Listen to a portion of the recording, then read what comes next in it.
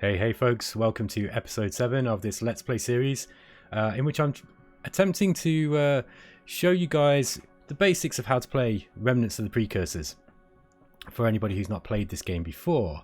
The game is actually now being released over at www.remnantsoftheprecursors.com and you can download it and play it yourself. So hopefully people are going to enjoy this and give the developer Ray some feedback on the game. So let's see where we were last time. Okay, so we were just starting to expand our empire down into this southwest corner, and we've got our sights on Adachi, which is a size 45 step planet, and Yoshida. Yoshida already has an armed escort with a colony ship on its way, so we should be able to colonize that in 2 years' time and expand our operation out towards the center of the map. As you can see, we chose a 100-star map, which is fairly big.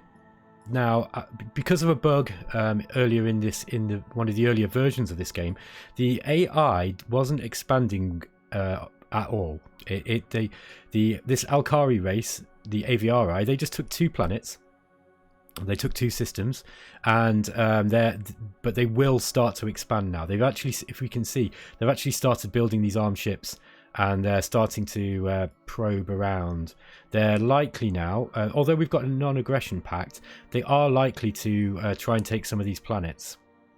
Now, let's just take a look at our diplomatic relations with the AVRI and just remind myself where they were. So, okay, so they're affable at the moment. So it could be better and it could be worse. We've got a trade treaty for 100 billion credits a turn, and the current trade income is 61 billion credits. This will increase every turn, as if you remember. This will increase every turn until we've hit the maximum of 100 billion credits.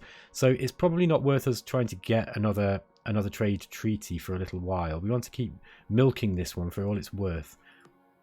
The Bulrathi is exactly the same. We've got a trade treaty for 125 billion credits, but again, we've only just signed this treaty with these guys, so yeah, we're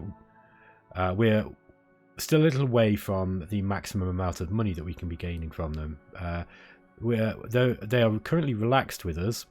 That's fine. The reason being is because the Bulrathi and the Alkari, they are generally quite neutral to one another. They don't have any positive or minus or negative modifiers to their relations when they first meet.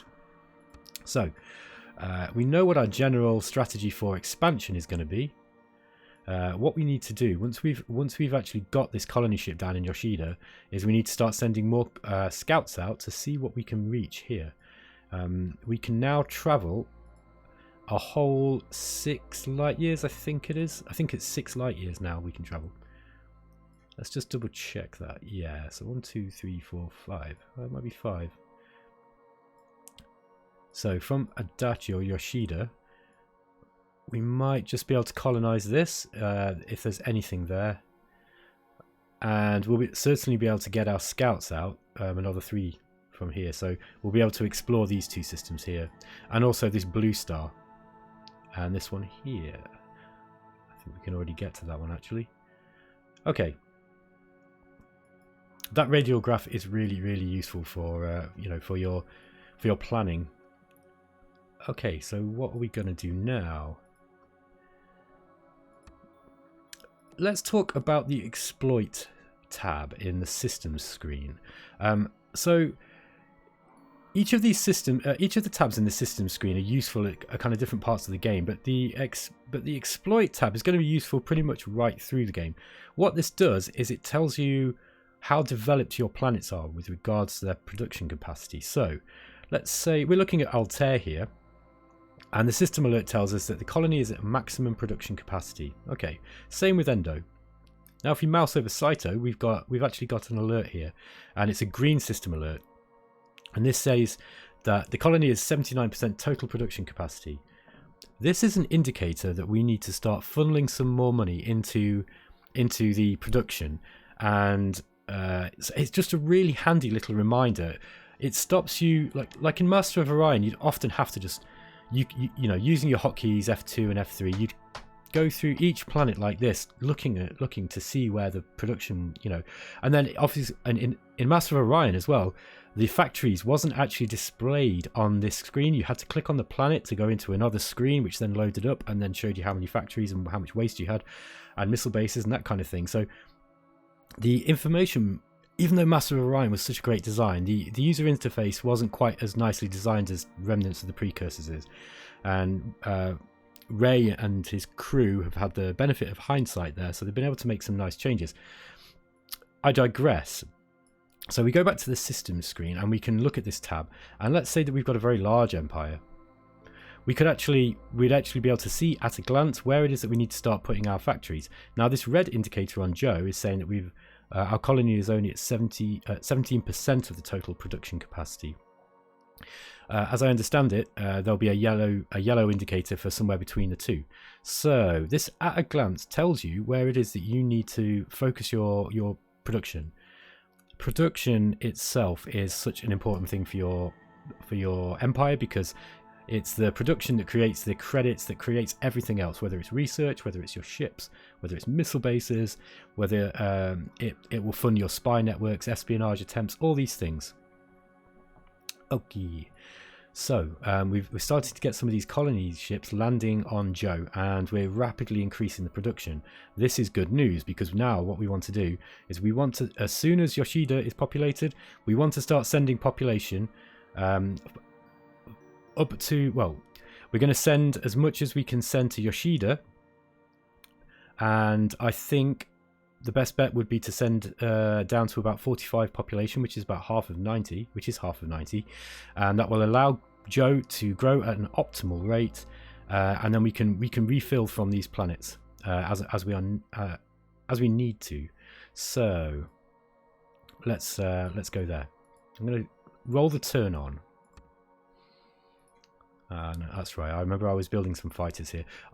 These fighters aren't actually that useful. However, let's just look. I'm going to talk about this fleet screen a little bit later when we've got a little bit more to look at. This screen is probably the most unfamiliar screen that you'll come across if you've not played Remnants of the Precursors before. And it is absolutely excellent. It's so innovative and it's so clever that it really deserves us to have a larger fleet, and perhaps different types of ships and colonies building different things, so that I can really show you why you would use it, because it's less relevant at the start of the game when there's not so much going on. And when you've got a large galaxy, or a large empire, sorry, and that's populated with all these different designed ships that you've got there, and systems that are all building different things with rally points going everywhere, it gets complex, right? And in order to go through all your systems to see what their settings are, that fleet screen is an absolute lifesaver. But we'll come back to that. And I think we are actually planning on some dedicated tutorial videos, because I am aware that not everybody will want to watch a long let's play in order to learn to play a game enough that they can jump in and have fun. This series really was kind of a stopgap, I guess, so that people had something that they could watch if they really wanted a tutorial of some kind. But there will be some more sort of dedicated and focused tutorials on all these systems. Let's move these fighters down to Yoshida, and this will just give it will give these two systems that we've currently got colony ships on the way to a little bit more defensive capacity. Which might be useful just in case one of our neighbours just decides that they don't like us anymore. And why would they do that? Okay, let's remove these ships, and we're going to bring our tech spending back up. We are not far from a breakthrough in computers, also in anti-missile rockets, and Industrial Tech 8 is on its way. This would be a good thing to get as soon as possible. I would also like to get anti-missile rockets, because it will break us into this second technology. And if you just bear with me one moment, I'm just going to bring up the tech tree. So anti-missile rockets in weapons would give in tier 2 yeah, so that's then we're going to be able to get things like neutron pellet gun, Hyper-X missile, fusion bomb, and ion cannon. These are all kind of useful early game weapon systems, and once we've got weapon systems, we can start thinking about fighting, and that's why we're here, right? We are here to exterminate. So, next turn. So we've landed at Yoshida, and we're going to build a new colony.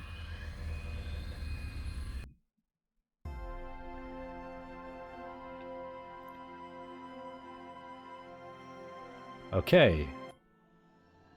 So now we've expanded our range, and we can start thinking about sending some of these scouts out. So let's start sending some of our scouts down. Let me think where we can send these. Someone here. Mind you, that's going to take a long time, isn't it? I have a better idea. You can go down to this one, and you can go down to this one here. Yes. And I'm going to leave this fleet at Hori, because I would like advance warning if anyone is going to start colonizing this particular planet. I'd like to get this planet if I could. But we figured that creating a huge colony ship with reserve fuel tanks that would get us to Hori was going to be a bit of a significant investment, and that's probably not what we want to be doing right now. Let's see what we can do with regards to our diplomacy. We've still got the NAP with the AVRI. Ah, we're now within range of the humans. This is a new development. This must have happened this year, I think. So, we don't need to see them immediately. I'm going to keep the spending on an 11 billion credits a year. The Bulrathi have some technology that we could take if we can perhaps talk to them. Let's have a look. Let's have a talk to the Bulrathi. Speak quickly, little Alkari. Do not tempt our anger with false promises and one-sided deals. Oh, well, wait until you see what I've got for you. Now, Hyper-V would be good, because that Hyper-V rockets are rockets that you can put onto your ships and fleets in tactical combat. They also are used in your missile bases. At the moment, our missile bases are using nuclear missiles, and they're just not good. Nuclear engines are great, but at least at this level, but nuclear missiles are the worst missile tech that you can have. So the Hyper-V rockets, they would be useful. Personal deflector shield is something that has not cropped up on our tech tree. So this and Hyper-V would be exceptionally useful. Let's just see what they want it for. They want iridium fuel cells.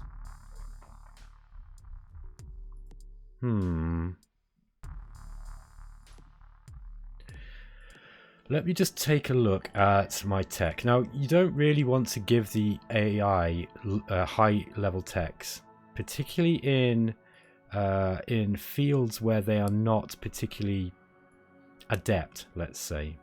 So, iridium fuel cells, look, is propulsion tier 2, tech 9. It's tech level 9, and this would put the Bulrathi into this tech tree, although they do already have nuclear engines thinking about it. Now, we are currently researching inertial stabilizer. Are we? How odd. I thought that I'd chosen nuclear engines there. I'll have to go back through the videos and check that, because that's either me being stupid and having a really bad memory, or misclicking, or the game has done something that it wasn't supposed to. I'm going to blame myself before I blame the game. I've got to be honest. Yes, if in doubt, blame yourself. So yeah, I obviously I made a mistake there, and we've gone for inertial stabilizer first. That's okay. I might actually trade. I might actually trade him for personal battle armor. Also, Hyper-V might be useful. However, we're about to break through anti-missile rockets, and let's just wait. Let's see what the game has rolled for us with regards to our tech choices.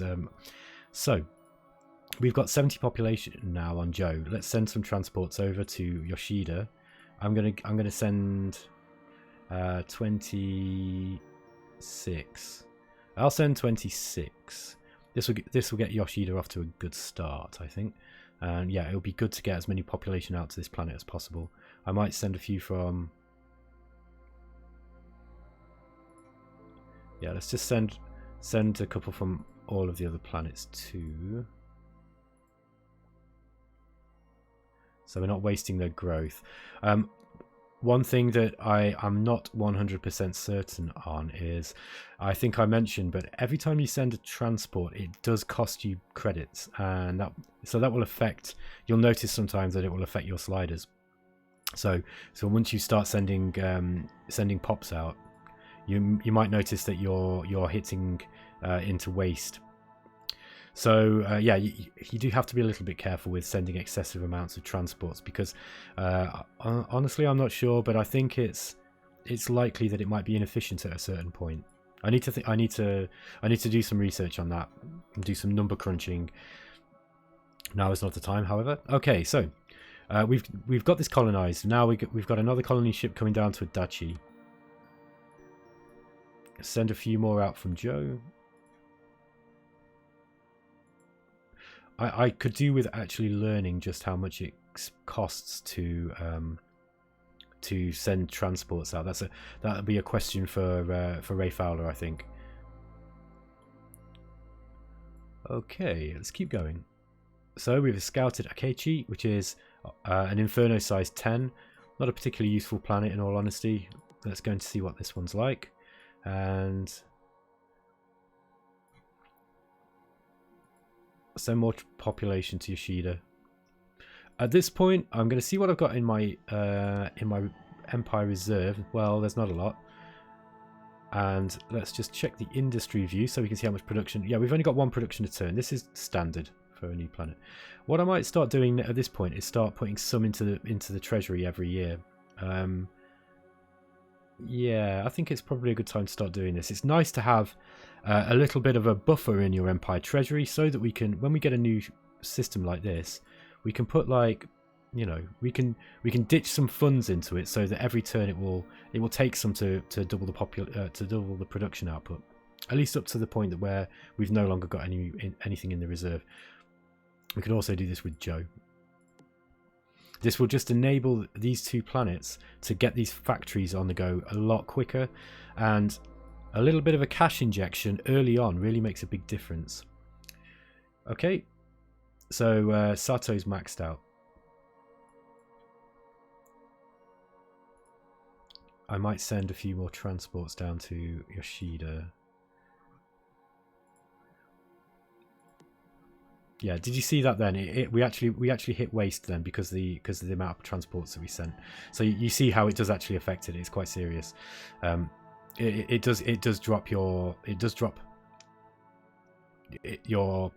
planetary production output slightly.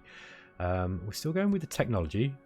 Yeah, but battle computers and anti-missile rockets we're likely to start seeing a breakthrough in the next turn or two. I'm going to send this scout out to this system here. This is 6 years away. Maybe not. Maybe I'll send it. No, that's fine. That'll do. Okay. Let's hope we find something nice here. That would be great. Just check on the rest of my systems. I'm just going to make sure that we've got our population growing at Altair again, just to replace those that we sent off. Battle Computer Mark II increases weapon accuracy to level 2. Great. Now, ECM Jammer Mark II. Let me just have a look at my tech tree. So, ECM Jammer Mark II is tech level 7 in computers. Battle Computer Mark III is tech level 10. We don't go up a tier here, but I'm not bothered about ECM Jammers yet. I think I'm going to go for the Battle Computer Mark III. ECM Jammers will become useful when we start attacking planets, because planets have missile bases. Also, if the AI decides to field anything against me with missiles, then ECM Jammers become kind of important. So, okay. I think we've got, so we want about 45 pops here. We've got 26, 28, 20, 30, 2, 4, 6, Yeah, we've got about 40 on the way. Yeah, I'm going to leave that now. I'm going to make sure that we're building factories here. I think this is going to be the best way to go about this. And here's the humans. So again, they've just built 2 colonies here. Now, unless the AI gets their game on kind of quickly, I think they're going to struggle. So we've met. So Naito has a step size 45 planet. Looks like they're sending something out to scout it. Yeah. Okay, so there's a tundra size 50 at Yonezu. I'm going to leave... Yes, I'm going to leave a scout over there because I'd like to know if anybody takes that planet. Okay.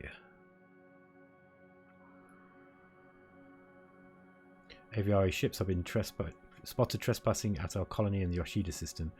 So they just had eyes on that system. I don't think they're still there. No, it looks like they might have moved.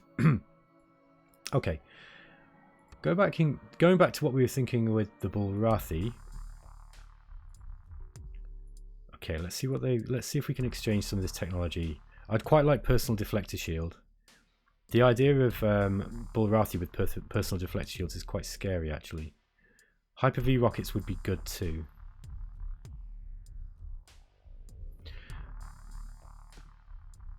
And they'll take Battle Computer Mark II for the Hyper-V. Yeah, I'll take that. That saves me some time. Now, as I said, we can now start to build missile bases, and missile bases can be important.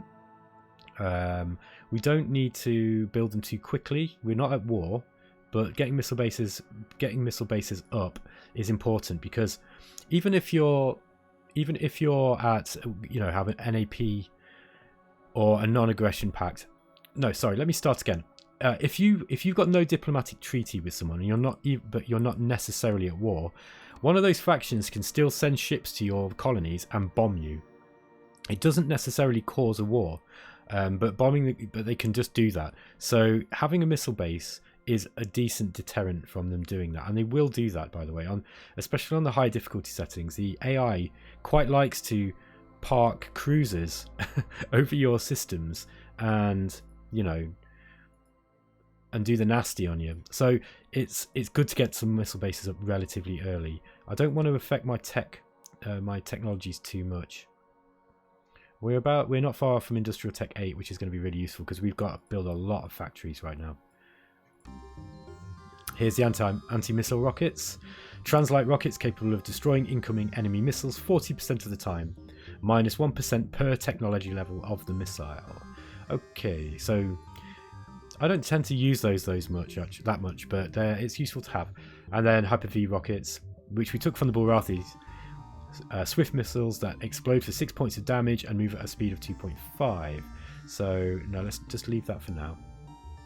Now we get to choose the next level. Gatling lasers aren't that great. Scatterpack V rockets they're basically Hyper-V, like we've just received, but they split into multiple missiles. So yeah, they split into 5 separate warheads. So these are they're really, really powerful. Ion rifle is a beam weapon for your ground troops.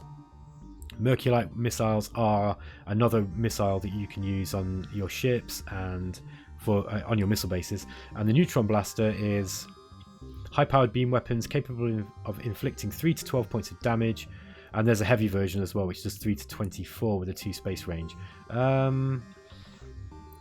Just get my... Bear with me. So let's go back to looking at weapons. Gatling laser is level 5. Scatterpack is... This is level 11, as is ion rifle, merculite, and neutron blaster. So all of these are all in the next tech tree, except for the Gatling laser. So I think we should probably go for Scatterpack 5. Let's take that. Now that will put us into the next tech tier on weapons, and that's always good. So yeah, Scatterpack 5. So the next thing we're going to get a breakthrough in likely is improved tech, Industrial Tech 8. Yeah, look, the humans have started expanding now. They've taken this planet. And they've got eyes on this one too. That's a large planet. I don't want the Bulrathi to have that. I really don't. I'm gonna claim this planet, and it's going to upset them. The thing about the Bulrathi is with that massive 25 point bonus they get to their ground combat, they are really, really, really difficult to dislodge. Now, whilst the AI might have had a bit of a real lame duck start, it will start to expand. So I do need. I mean, I'm playing relatively optimal, I guess, relatively. So you know, I'm trying to think carefully about how I expand, and I've got 5 planets compared to these guys with 4 and 2 and 2 respectively. So I don't feel like I'm in much threat at the moment. If we go to the races screen, check the status, and we can just check to see how we're doing. I mean, look, we're still only 3rd in total power, and this is mainly because of our technology, I think, and the fact that we don't have a decent fleet. So my plan, if you remember, was that I was going to try and go for neutron, bear with me, NPGs, which are part of this technology tree here, but I didn't get it, which is upsetting. I would have liked to have been able to use fighters, but it looks like that's not possible now. So, however, this inertial stabilizer, if we put this on a medium ship, that medium ship's going to be pretty effective. Also, medium ships are large enough that we can put shields and battle computers on at the same time. So all is not lost. Might have actually been a good idea to go for Gatling Lasers. Well, anyway, let's see how we can go from here. Yeah, there's nothing else we can explore, so let's... we have captured a spy from the Bulrathi Empire, forcing a confession of their espionage activities. So those sneaky bears, they were trying to take stuff from us. If we've actually put some spending every year into this security bonus. Look. Now they only have deep space scanners. And what tech level are we on? No, we're not that close. So trying to steal technology from them would be risky at this point. The AVRI, we haven't got a hope because they've got Battle Computer Mark II as well. Let me see if we can see if they'll trade.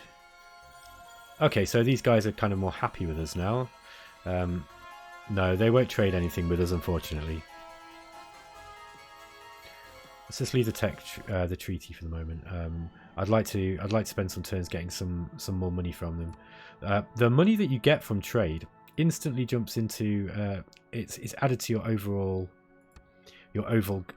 annual income, because you see our colony production is 887.5 billion credits, and the trade is 127.2. That's a significant figure, by the way, considering our colony production is, I mean, it's, you know, it's a significant proportion, right? So we want to, I'm going to put some more these more treasury funds into Joe just to get these factories up. Yeah, so trade is really important. If you're playing as the humans get a 25% bonus to trade. I think that's how it works in Remnants of the Precursors as well. So the humans get a real big bonus to all their trade income, which makes them a bit of a powerhouse. If you've got lots of friends, which you probably have, because they've also got a diplomatic bonus with everybody too. Okay. So Yoshida's on its way. We're about to colonize Adachi too. Here we go. There we go, Adachi. We now need to immediately start sending some population over to Adachi. So let's send some transports from Joe. We'll send 10 this turn.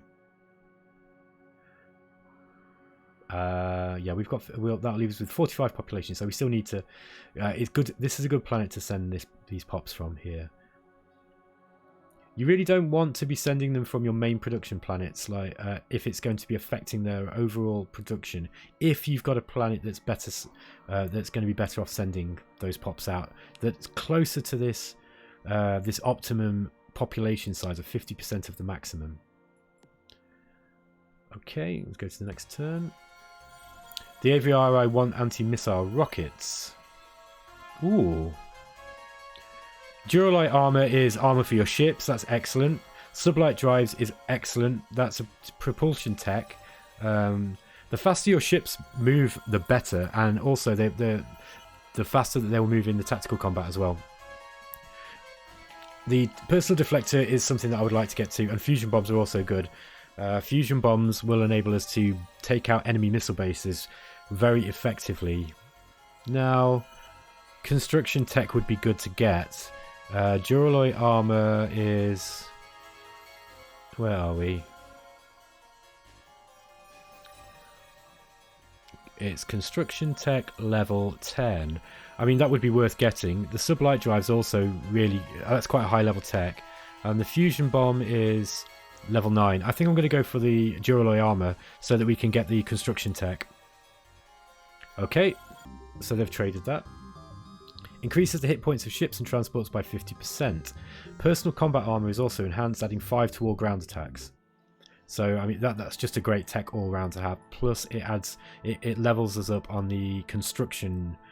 The higher the construction technology level is, the better, because we can actually put more things on our ship designs. Then we can put more components, I should say. So Adachi needs. We should probably send some more population out from Joe. I'm actually going to end the episode here because we've hit the half-an-hour mark, guys. So just going to see if there's anything else we need to do. Yeah, look, these guys have taken... The AVRI have taken these 2 planets. Didn't take the computer long once it woke up from that bug situation to start sending its pops out. These guys are at a severe disadvantage. However, they will quickly catch up, particularly because of the difficulty level that I'm playing on. So this game shouldn't be a complete walkover. Okay, guys, that's it. I hope you've enjoyed it. If you like the video, please leave me a comment and let me know. All feedback is very welcome. Even if you absolutely hate it, just tell me. I've got a thick skin. Thanks, guys. Take care, and I'll see you in the next one.